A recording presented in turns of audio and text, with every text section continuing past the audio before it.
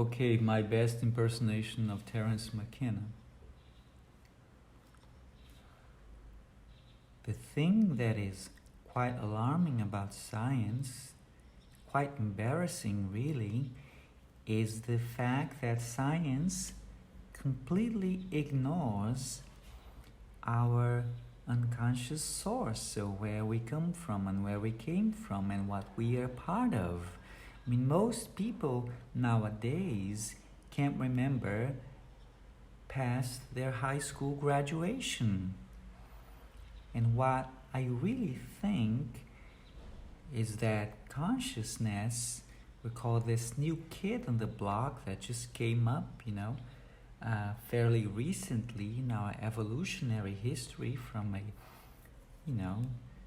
kind of a bacteria in the universe, in the Big Bang. I think consciousness is afraid that's going to lose its hard-earned powers. It's going to be swallowed up again by the unconscious. So therefore it thinks, it believes, or it presupposes it doesn't exist unconscious at all, because of its fear of this ever-present fear in the background. And all it takes, and this can be done positively or negatively, and all it takes for its demise is, you see, an environmental crisis, and there goes consciousness, swallowed up again by the unconscious, by its dark shadow that brought its own end. Or positively, in terms of a super intelligence or a super intelligent creation, or a being.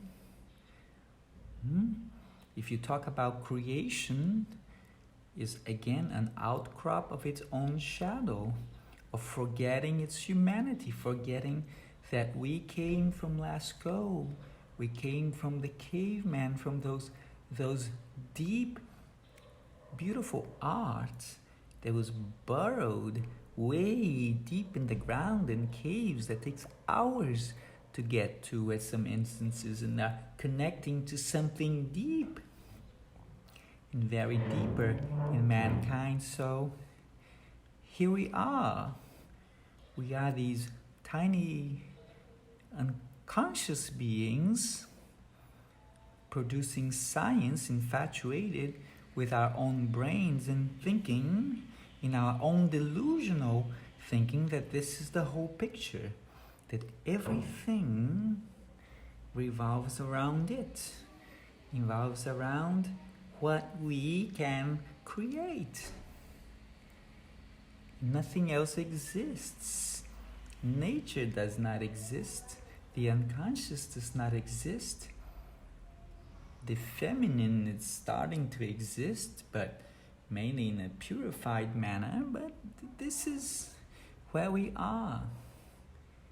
And consciousness is scared shitless that it's gonna go away, and it very well deserves so.